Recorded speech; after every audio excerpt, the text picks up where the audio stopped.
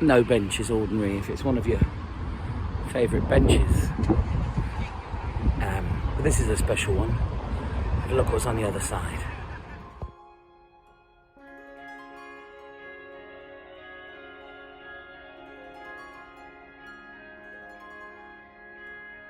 A lovely old brick or stone building, this Scarth Memorial Hall, stain drop. It's a very picturesque, pretty village in this autumn light as well. And it's the site of the last of Twisted Tales for Terrible Children tour for highlights here. Look, I'm down there. I'm down there. So I'm here tonight at 6:30, and then that's it for this tour. That's not it for the show. I mean, the show is in the repertoire. And I'm doing it again next weekend at Norton Priory, my old friends.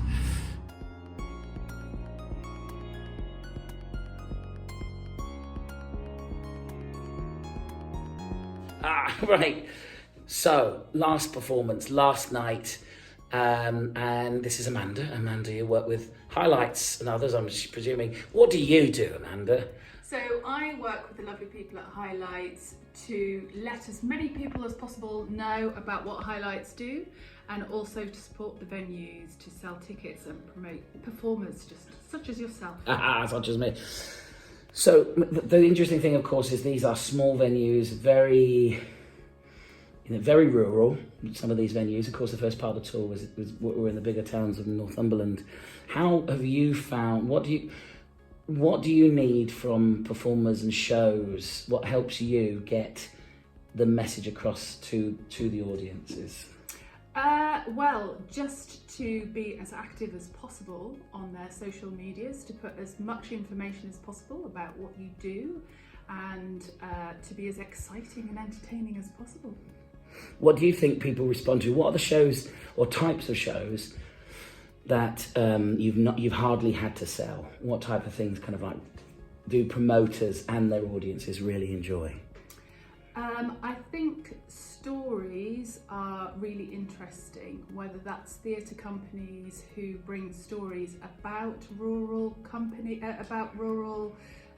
communities, those stories that appeal to people who live in quite remote areas. You don't come across that very often. So that's always interesting for people.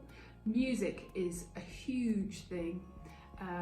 Storytelling and music is part of a rural community, has been time immemorial, so anything that reflects that back is perfect. I think people like to be surprised. I think the audience tonight were surprised. We've chatted before about people weren't entirely sure what they were coming along to see. I'm never sure. But I think people like to be surprised. They love to laugh. Yeah. And after the last 18 months, I think hearing a hall full of children and grandmas and mums and dads laughing together was just joyful. And I think anything that can bring a community and a wide generation of people together and have such a joyful time is going to get a massive thumbs up time and time again. Oh, so COVID, the skateboarding flame-tastic musical is off. All right, well, we'll see. I'll come back in a couple of years with I'll have one idea. Thank you, Amanda. So a quick couple of thank yous, of course, to Highlights for taking the chance and offering the show to the promoters. And thank you to those promoters, those outstanding volunteers, those champions of culture, those people that do these things for their communities. And thank you for the audiences coming out, spending money to see the show, and you're laughing along and sometimes leaving changed, not always for the better. I've really enjoyed it.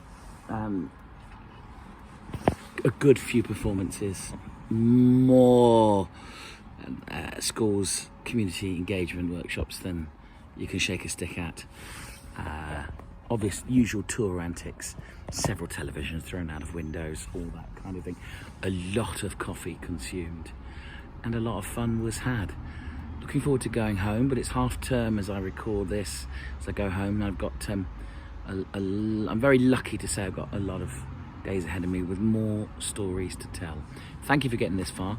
Thank you for liking and subscribing, as they say. If you did get this far, send me a message and I'll send you a badge. And the code word for that is, I got that far in your blogs, Gav. Send me a badge. I might do.